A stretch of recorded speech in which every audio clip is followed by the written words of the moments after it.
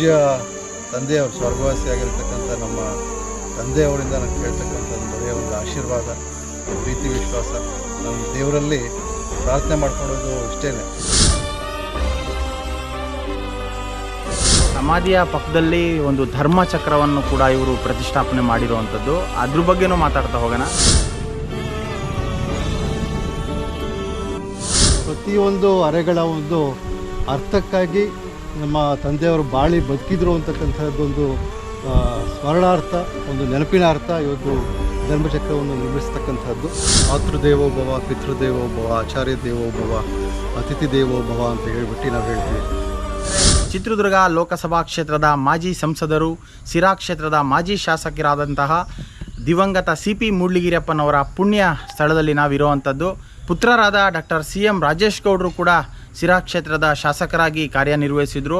ಹಾಗಾದರೆ ದಿವಂಗತ CP ಮೂಡ್ಲಿಗಿರಿಯಪ್ಪನವರ ಅಂದರೆ ತಂದೆಯವರ ಸಮಾಧಿಯ ಒಂದು ಕಾರ್ಯ ನಿರ್ಮಾಣವನ್ನು ಅವರು ಮಾಡಿರುವಂಥದ್ದು. ಖುದ್ದು ಅವರು ರೈತರಾಗಿ ಕೆಲಸ ಮಾಡ್ತಿರುವಂತಹ ಜನಗಳ ಜೊತೆ ಅವರು ಕೂಡ ಕೆಲಸದವರಾಗಿ ತಂದೆಯ ಒಂದು ಸಮಾಧಿ ನಿರ್ಮಾಣವನ್ನು ಒಂದು ಪೂರ್ತಿ ಹಂತಕ್ಕೆ ತಂದು ನಿಲ್ಲಿಸಿರುವಂಥದ್ದು. ಹಾಗಾದರೆ ಬನ್ನಿ, ಯಾಕಾಗಿ ಇಷ್ಟು ದೊಡ್ಡ ಮಟ್ಟದಲ್ಲಿ ಇವರು ತಂದೆಯ ನೆನಪು ಅವರಿಗೆ ಕಾಡುತ್ತಾ, ಅಥವಾ ಅಭಿಮಾನಿಗಳು ಬಂದರೂ ಕೂಡ ಇಲ್ಲಿ ವಿಶ್ರಾಂತಿ ಪಡ್ಕೊಂಡು ಹೋಗ್ಬೋದಾ? CP ಮೂಡ್ಲಿಗಿರಿಯಪ್ಪನವರ ಅಭಿಮಾನಿಗಳು ಕೂಡ ಬಂದು ಇಲ್ಲಿ ಅವರ ಸ್ಮಾರಕವನ್ನು ನೋಡಬೇಕು, ಯಾವ ರೀತಿ ಕಾನ್ಸೆಪ್ಟ್ ಇಟ್ಕೊಂಡು ಇಷ್ಟೆಲ್ಲ ಕೆಲಸ ಮಾಡ್ತಿದ್ದಾರೆ ಅನ್ನೋದನ್ನ ವಿಚಾರಿಸ್ತಾ ಹೋಗೋಣ. ಹಾಗಾದರೆ ಬನ್ನಿ, ನಮ್ಮ ಜೊತೆ ಸಿರಾ ಕ್ಷೇತ್ರದ ಮಾಜಿ ಶಾಸಕರು ಡಾಕ್ಟರ್ CM ರಾಜೇಶ್ ಗೌಡ ಅವ್ರ ಜೊತೆ ಮಾತುಕತೆ ಮುಂದುವರ್ಸೋಣ. ಕಾರ್ಯಕ್ರಮಕ್ಕೆ ಸ್ವಾಗತ. ನಮಸ್ಕಾರ ಸರ್. ಬಹಳಷ್ಟು ಜನ ತಂದೆಯವರ ರಾಜಕಾರಣ ಇದೆಲ್ಲರೂ ಕೂಡ ಮಕ್ಕಳಿಗೆ ಸ್ಫೂರ್ತಿಯಾಗಿರುತ್ತೆ. ನೀವು ಅದ್ರ ಜೊತೆಗೆ ಒಬ್ಬ ರಾಜಕಾರಣಿ ಮಗನಾಗಿ, ವೈದ್ಯರಾಗಿ ಸೇವೆ ಸಲ್ಲಿಸಿ, ಅದೇ ರೀತಿ ಶಾಸಕರಾಗಿ 2 ವರ್ಷ ಅವಧಿಯಲ್ಲಿ ಸಿರಾ ಕ್ಷೇತ್ರದ ಬಹಳಷ್ಟು ಅಭಿಮಾನಿಗಳನ್ನ ನಿಮ್ಮ ತಂದೆಯವರು ಹುಟ್ಟಾಕಿದ್ರು. ನಿಮಗೂ ಕೂಡ ಅಭಿಮಾನಿಗಳ ಫ್ಯಾನ್ಸ್ ಫಾಲೋವರ್ಸು ಜಾಸ್ತಿ ಇರುವಂಥದ್ದು. ಯಾಕಾಗಿ ಒಂದು ತಂದೆಯ ಸ್ಮಾರಕವನ್ನು ನಿರ್ಮಾಣ ಮಾಡಬೇಕು? ಧರ್ಮಚಕ್ರ ಇರ್ಬೋದು, ಈಶ್ವರನ ಒಂದು ಪ್ರತಿಮೆ ಇಷ್ಟು ವೈಭವೀಕರಿಸಿದ್ರಲ್ಲ ಸರ್, ಇದ್ರ ಬಗ್ಗೆ ಮಾತಾಡೋದು.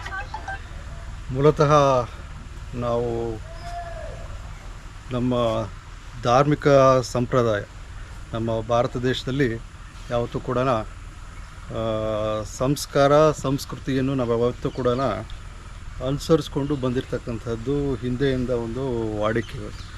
ಇವತ್ತು ನಮ್ಮ ಮೂಲ ಅಸ್ತಿತ್ವ ಭಾರತ ದೇಶದಲ್ಲಿ ಭಾಳ ಒಂದು ಸ್ಥಿರವಾಗಿ ನಿಂತಿದೆ ಅಂತ ಹೇಳಿದರೆ, ನಮ್ಮ ಹಿರಿಯರು ಪೂರ್ವಜರು ಹಾಕಿಕೊಟ್ಟಂಥ ಆದರ್ಶದ ಒಂದು ಹಾದಿಯನ್ನು ನಾವೆಲ್ಲರೂ ಕೂಡ ಪಾಲಿಸ್ಕೊಂಡು ಇಷ್ಟು ದೂರ ಬಂದಿರೋದ್ರಿಂದ ಇವತ್ತು ನಿಜಕ್ಕೂ ಕೂಡ ನೈತಿಕತೆ ಅಂತಕ್ಕಂಥದ್ದು ಎಲ್ಲೋ ಒಂದು ಕಡೆ ಒಂದು ಸ್ಥಿರವಾಗಿ ಇದೆ ಈ ಒಂದು ಕಲಿಕಾಲದಲ್ಲೂ ಅಂತ ಹೇಳ್ಬಿಟ್ಟು ನಾನು ಭಾವಿಸ್ತೀನಿ.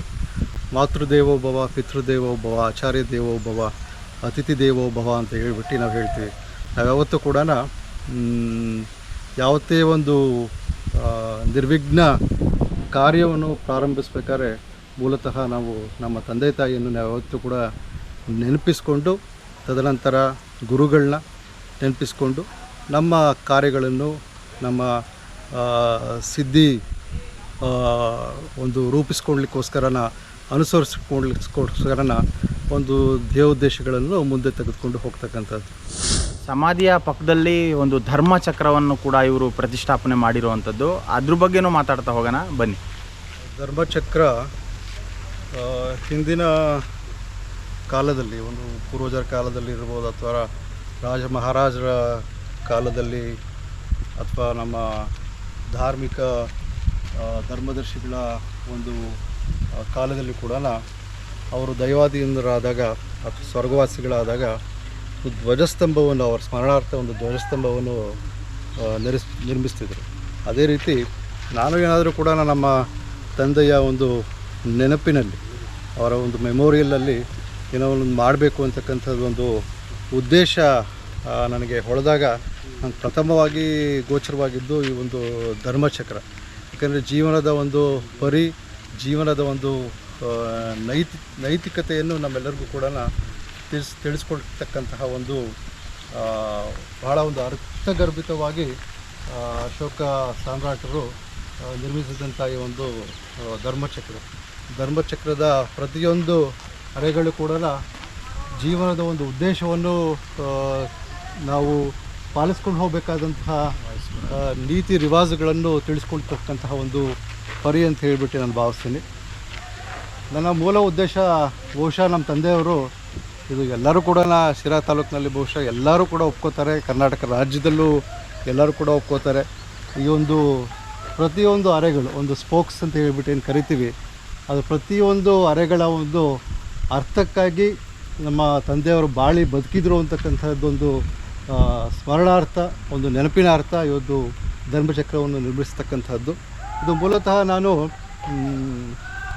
ಏನಾರು ಒಂದು ಅವರ ಸ್ಮರಣಾರ್ಥ ನಿರ್ಮಾಣ ಮಾಡಬೇಕು, ಒಂದು ಧ್ವಜಸ್ತಂಭ ರೀತಿಯಲ್ಲಿ ಅಂತಕ್ಕಂಥದ್ದು ಒಂದು ಆಲೋಚನೆ ಬಂದಾಗ ನಾನು ಹೀಗೆ ಪ್ರಪ್ರಥಮವಾಗಿ ಅವರು ಸಂಸತ್ ಸದಸ್ಯರಾಗಿದ್ದರಿಂದ ಸಂಸತ್ತಿನಲ್ಲಿ ಯಾವತ್ತೂ ಕೂಡ ನಾವು ಇತ್ತೀಚೆಗಷ್ಟೇ ಹೊಸ ಸಂಸತ್ ಭವನ ಉದ್ಘಾಟನೆ ಸಮಾರಂಭದಲ್ಲಿ ನಾವೆಲ್ಲರೂ ಕೂಡ ನೋಡಿದ್ವಿ. ಪ್ರಧಾನಮಂತ್ರಿ ನರೇಂದ್ರ ಮೋದಿಜಿಯವರು ಅಶೋಕ ಸ್ತಂಭವನ್ನು ಏನೋ ಒಂದು ಅನಾವರಣ ಮಾಡಿದಂಥ ಸಂದರ್ಭ ಅದನ್ನು ನೋಡಿದ ಮೂಲತಃ ನಾನು ಇದೇ ರೀತಿ ಏನಾದ್ರು ಒಂದು ಮಾಡಬೇಕು ಅಂತ ಒಂದು ಆಲೋಚನೆ ಇದ್ದಾಗ ನನಗೆ ಒಂದು ಧರ್ಮಚಕ್ರ ಹೈದರಾಬಾದಿಂದ ಸುಮಾರು 2 ತಾಸು ದೂರದಲ್ಲಿ ಬುದ್ಧವನ ಅಂತಕ್ಕಂಥದ್ದು, ನಾಗಾರ್ಜುನ ಸಾಗರ್ ಡ್ಯಾಮಲ್ಲಿ ಬುದ್ಧವನ ಅಂತಕ್ಕಂಥದ್ದು ಆಂಧ್ರ ಪ್ರದೇಶ ಒಂದು ಪ್ರವಾಸೋದ್ಯಮ ಇಲಾಖೆಯವರು ಸ್ಥಾಪಿಸ್ತಕ್ಕಂತಹ ಒಂದು ಧರ್ಮಚಕ್ರ ನನಗೆ ಒಂದು ಮಾಹಿತಿಗೆ ಬಂತು. ಅದು ಮೂಲತಃ ಯಾರು ಮಾಡಿದ್ದಾರೆ ಅಂತಕ್ಕಂಥದ್ದು ಹುಡುಕ್ಲಿಕ್ಕೆ ಸುಮಾರು 2 ತಿಂಗಳುಗಳ ಕಾಲ ನನಗೆ ಸಂಶೋಧನೆ ಮಾಡಬೇಕಾಯಿತು. ಯಾಕೆಂದರೆ ಭಾಳಷ್ಟು ಸಂಪರ್ಕ ಮಾಡಿದರೂ ಕೂಡ ಅಲ್ಲಿಂದ ಯಾವುದೇ ಒಂದು ಉತ್ತರ ಬರಲಿಲ್ಲ ಪ್ರವಾಸೋದ್ಯಮ ಇಲಾಖೆಯಿಂದ. ತದನಂತರ ನಾನು ಫೇಸ್ಬುಕ್ನಲ್ಲಿ ಹೀಗೆ ಒಂದು ರಿಸರ್ಚ್ ರೀತಿಯಲ್ಲಿ, ಒಂದು ಸಂಶೋಧನೆ ರೀತಿಯಲ್ಲಿ ನಾನು ಹುಡುಕ್ತಿರ್ಬೇಕಾದ್ರೆ ಇದು ಮೂಲತಃ ಮಾಡಿರ್ತಕ್ಕಂಥ ಒಂದು ಶಿಲ್ಪಿ ಯಾರು ಅಂತಕ್ಕಂಥದ್ದು ಪತ್ತೆ ಆಯಿತು. ಇದು ಅಲ್ಲಗಡ್ಡ ಅಂತಕ್ಕಂಥದ್ದು ಒಂದು ಗ್ರಾಮ, ಒಂದು ತಾಲೂಕು ಹೆಡ್ ಕ್ವಾರ್ಟರ್ಸ್, ಅದು ತಾಲೂಕು ಕೇಂದ್ರ, ವಿಧಾನಸಭಾ ಕ್ಷೇತ್ರ ಅದು ಅಲ್ಲಗಡ್ಡ ಅಂತಕ್ಕಂಥದ್ದು. ನಂದಿಯಾಲದಿಂದ ಸುಮಾರು 40 ಕಿಲೋಮೀಟರ್ ದೂರದಲ್ಲಿರ್ತಕ್ಕಂಥದ್ದು ಅಲ್ಲಗಡ್ಡ. ಅದು ಒಂದು ಯುನೆಸ್ಕೋ ಇದರಲ್ಲಿ, ವಿಶ್ವಸಂಸ್ಥೆ ಯುನೆಸ್ಕೋ ಇದರಲ್ಲಿ ವರ್ಲ್ಡ್ ಹೆರಿಟೇಜ್ ಸೈಟ್ ಅಂತಕ್ಕಂಥದ್ದು. ಇದು ಶಿಲ್ಪಿಗಳಿಗೆ ಒಂದು ಮೂಲತಃ ಒಂದು ಹೆರಿಟೇಜ್ ಸೈಟ್ ಅಂತಕ್ಕಂಥದ್ದು ಗುರುತು ಮಾಡಿರ್ತಕ್ಕಂಥ ಒಂದು ಸ್ಥಳ. ಅಲ್ಲಿ ಶಾರದಾ ಶಿಲ್ಪಕಲಾ ಅಕಾಡೆಮಿ ಅಂತಕ್ಕಂಥದ್ದು ಒಂದು ಅಕಾಡೆಮಿಯಲ್ಲಿ ಶ್ರೀಮತಿ ಭುವನೇಶ್ವರಿ ಅಂತಕ್ಕಂಥವರು, ಅವರು ಒಂದು ಸಂಶೋಧನಾ ಕೇಂದ್ರದ ನಿರ್ದೇಶಕರು, ಅವರು ನಿರ್ಮಿಸಿದಂತಹ ಇದು ಧರ್ಮಚಕ್ರ. ಇದು ಅವರಿಂದ ನಾನು ಮಾಹಿತಿ ತಗೊಂಡು ಸುಮಾರು ಬೆಂಗಳೂರಿಂದ 6 ತಾಸುಗಳ ಪ್ರಯಾಣ ಅಲ್ಲಿಗೆ ಹೋಗಿ ಒಂದು 3-4 ಬಾರಿ ಅಲ್ಲಿ ಹೋಗಿ ಅವ್ರನ್ನ ಸಂಪರ್ಕ ಮಾಡಿ ಅವರು ಸುಮಾರು ಒಂದು 2 ತಿಂಗಳ ಕಾಲ ಸಮಯ ಅವಕಾಶ ಕೇಳಿದರು ಇದು ನಿರ್ಮಿಸಲಿಕ್ಕೆ. ಅವರು ನಿರ್ಮಾಣದ ನಂತರ ಇಲ್ಲಿ ಬಂದು ನಾವು ಕಡೆ ತಿಂಗಳಷ್ಟೇ ಇದನ್ನು ಸ್ಥಾಪನೆ ಮಾಡಿದ್ವಿ. ಇದು ಉದ್ಘಾಟನೆ ಆಗಿಲ್ಲ. ಇದು ಇಲ್ಲಿ ನಮ್ಮ ತಂದೆಯವರ ಒಂದು ಪ್ರತಿಮೆಯಲ್ಲಿ ನಿರ್ಮಾಣ ಮಾಡ್ತೀವಿ. ಇಲ್ಲಿ ಮೇಲ್ಗಡೆ ನಿರ್ಮಿಸಿದಂಥ ಪ್ರತಿಮೆಯನ್ನು ಸ್ಥಾಪಿಸ್ತೀವಿ. ಇಲ್ಲಿ ಸ್ಥಾಪನೆ ಮಾಡಿದ ನಂತರ ಇವತ್ತು ಎಲ್ಲ ನಮ್ಮ ತಾಲೂಕಿನ ಪರಮ ಪೂಜ್ಯ ನಂಜಾವಧೂತ ಸ್ವಾಮಿಗಳು ಒಳಗೊಂಡಂತೆ ಎಲ್ಲ ತಾಲೂಕಿನ ಗಣ್ಯರು, ನಮ್ಮ ತಂದೆಯ ಅಭಿಮಾನಿಗಳು, ಸ್ನೇಹಿತರು ಎಲ್ಲರನ್ನೂ ಕೂಡ ಒಳಗೊಂಡು ಒಂದು ಕಾರ್ಯಕ್ರಮ ಮಾಡಿ ಇದನ್ನು ಅನಾವರಣ ಮಾಡಬೇಕು ಅಂತಕ್ಕಂಥದ್ದು ಒಂದು ಉದ್ದೇಶ ಇದು. ಅದರಿಂದ ಈ ಧರ್ಮಚಕ್ರ ಅಂತಕ್ಕಂಥದ್ದು ನಮಗೆ ಭಾಳ, ನನ್ನ ಒಂದು ಕನಸಿನ ಕೂಸು, ಭಾಳ ನಮ್ಮ ತಂದೆಗೆ ಬಹಳ ಒಂದು ಅವ್ರು ನಡೆದುಕೊಂಡು ಬಂದಿರತಕ್ಕಂಥ ಹಾದಿ, ಅವ್ರ ಜೀವನದ ಒಂದು ಪರಿಗೆ ಭಾಳ ಹತ್ತಿರವಾಗಿದ್ದಿರ್ತಕ್ಕಂಥದ್ದು ಧರ್ಮಚಕ್ರ ಅಂತ ಹೇಳಿಬಿಟ್ಟು ನಾನು ಭಾವಿಸ್ತೀನಿ. ಅದಕ್ಕೋಸ್ಕರ ಇದರ ಸ್ಥಾಪನೆ. ತಂದೆಯ ನೆನಪಿಗಾಗಿ ಇಷ್ಟೆಲ್ಲ ಅಭಿವೃದ್ಧಿಪಡಿಸಿರುವಂತಹ ರಾಜೇಶ್ ಗೌಡರು, ಬಹಳಷ್ಟು ಇವರ ತಂದೆಯ ಅಭಿಮಾನಿಗಳು ಕೂಡ ಕಾಯ್ತಾ ಇದ್ದಾರೆ ಈ ಒಂದು ವೀಕ್ಷಣೆ ಮಾಡಬೇಕು, ಇಲ್ಲಿ ಬರಬೇಕು ಅಂತ. ಹಾಗಾದರೆ ಯಾವಾಗ ಅಭಿಮಾನಿಗಳಿಗೆ ಅವಕಾಶ ಮಾಡಿಕೊಡ್ತಾರೆ ಸರ್? ಈಗ ಇಲ್ಲಿ ಬಹಳಷ್ಟು ಅಭಿಮಾನಿಗಳು ಜಿಲ್ಲೆಯಲ್ಲಿ ಸಂಸದರಾಗಿ ಕೆಲಸ ಮಾಡಿರೋವಂಥವ್ರು, ಡೆಲ್ಲಿಯಲ್ಲಿ ಇವರನ್ನ ಇಷ್ಟಪಡುವಂಥವ್ರು ಇರೋದ್ರಿಂದ ಇಲ್ಲಿ ಬಂದು ನೋಡಬೇಕು ಅಂದರೆ ಯಾವಾಗ ಅವಕಾಶ? ಬಹುಶಃ ಇದು ಕಾಮಗಾರಿ ಇನ್ನೊಂದು 2 ತಿಂಗಳಲ್ಲಿ ಸಂಪೂರ್ಣವಾಗಿ ಪೂರ್ಣಗೊಂಡು ನಮ್ಮ ಪೂಜ್ಯ ತಂದೆಯವರ ಒಂದು ಪ್ರತಿಮೆಯ ಅನಾವರಣದ ಮುಖೇನ ಇದು ನಾವು ಉದ್ಘಾಟನೆ ಮಾಡಬೇಕು ಅಂತಕ್ಕಂಥದ್ದು ಈ ಒಂದು ಸ್ಮಾರಕ, ಒಂದು ಮೆಮೋರಿಯಲ್ನ ಅಂತಕ್ಕಂಥದ್ದು ಒಂದು ಉದ್ದೇಶ ಇದು. ತದನಂತರ ಎಲ್ಲರಿಗೂ ಕೂಡ ಮುಕ್ತ, ಯಾರು ಬೇಕಾದರೂ ಇಲ್ಲಿ ಬಂದು ಯಾವ ಸಮಯದಲ್ಲೂ ಬೇಕಾದ್ರೂ ಬಂದು ಇಲ್ಲಿ ವೀಕ್ಷಣೆ ಮಾಡಿ ತಮ್ಮ ಗೌರವಗಳನ್ನು ಸಲ್ಲಿಸಿ ಕೆಲವಾರು ಗಂಟೆಗಳ ಕಾಲ ಇಲ್ಲಿ ಸಮಯ ಕಳ್ಕೊಂಡು ಹೋಗೋ ಅಂತಕ್ಕಂಥದ್ದು ಅವಕಾಶ ಎಲ್ಲರಿಗೂ ಕೂಡ, ಸರ್ವರಿಗೂ ಕೂಡ ಇದೆ. ನಮ್ಮ ತಂದೆಯವರ ಅಭಿಮಾನಿಗಳು ಕೂಡ ಹಲವಾರು ಜನ ನನಗೆ ಫೋನ್ ಮಾಡಿ ಕೇಳ್ತಾ ಇರ್ತಾರೆ, ಭಾಳ ಚೆನ್ನಾಗಿ ಸ್ಮಾರಕವನ್ನು ನಿರ್ಮಾಣ ಮಾಡಿದ್ದೀರಾ ಅಂತಕ್ಕಂಥದ್ದು. ಉಳ್ಳವನು ಶಿವಾಲಯ ಕಟ್ಟುವನಯ್ಯ ನಾನೇನು ಮಾಡಲಯ್ಯ ಅಂತ ಹೇಳಿಕ್ಕೆ ಒಂದು ವಚನ ಇದೆ ಬಸವಣ್ಣನ. ಈ ಒಂದು ಕಲಿಗಾಲದಲ್ಲಿ ಉಳ್ಳವರು ಶಿವಾಲಯವನ್ನು ಕಟ್ಟಿದಾಗ ಎಲ್ಲರದ್ದು ಒಂದು ಅಪೇಕ್ಷೆ ಇರುತ್ತೆ. ಬಹುಶಃ ಶಿವನಿಂದ ಒಂದು ಏನೋ ಒಂದು ಅನುಕೂಲವನ್ನು ಭಗವಂತನಿಂದ ಪಡೆದಿರ್ತಕ್ಕಂಥದ್ದು, ಅದಕ್ಕೆ ಕೃತಜ್ಞತೆ ಪೂರ್ವವಾಗಿ ಒಂದು ಶಿವಾಲಯವನ್ನು ಕಟ್ತಕ್ಕಂಥದ್ದು ಅಥವಾ ಒಂದು ಅಪೇಕ್ಷೆಯಿಂದ ಒಂದು ಶಿವಾಲಯವನ್ನು ಕಟ್ತಕ್ಕಂಥದ್ದು. ಪೂಜ್ಯ ತಂದೆಯವರು ಸ್ವರ್ಗವಾಸಿಯಾಗಿರ್ತಕ್ಕಂಥ ನಮ್ಮ ತಂದೆಯವರಿಂದ ನಾನು ಕೇಳ್ತಕ್ಕಂಥದ್ದು ಬರೆಯ ಒಂದು ಆಶೀರ್ವಾದ, ಪ್ರೀತಿ, ವಿಶ್ವಾಸ. ನನ್ನ ದೇವರಲ್ಲಿ ಪ್ರಾರ್ಥನೆ ಮಾಡ್ಕೊಳೋದು ಇಷ್ಟೇ, ನಮ್ಮ ಜನ್ಮ ಕೊಟ್ಟ ತಂದೆ ತಾಯಿ ಮೇಲೆ ಇರ್ತಕ್ಕಂಥ ಗೌರವ, ಪ್ರೀತಿ, ವಿಶ್ವಾಸ ಈ ಒಂದು ಕ್ಷಣದಲ್ಲಿ ಅವ್ರು ದೈವಾಧೀನರಾಗ್ತಂತಹ ಒಂದು ಭಾವನಾತ್ಮಕ ಕ್ಷಣದಲ್ಲಿ ಯಾವೊಂದು ಭಾವನೆಗಳು, ಗೌರವ, ಪ್ರೀತಿ ಅವ್ರ ಮೇಲೆ ಇತ್ತು, ನಾವು ಕಾಲವಾಗತಕ್ಕಂತಹ ಸಮಯದಲ್ಲೂ ಕೂಡ ಅದೇ ಒಂದು ಗೌರವ, ಪ್ರೀತಿ, ವಿಶ್ವಾಸ ಸದಾ ಅವ್ರ ಮೇಲೆ ಹೀಗೆ ಇರಲಿ, ಇಟ್ಟಿರೋ ಅಂತ ಹೇಳಿಬಿಟ್ಟು ನಾನು ಭಗವಂತನಲ್ಲಿ ನಾನು ಪ್ರಾರ್ಥನೆ ಮಾಡ್ತೀನಿ.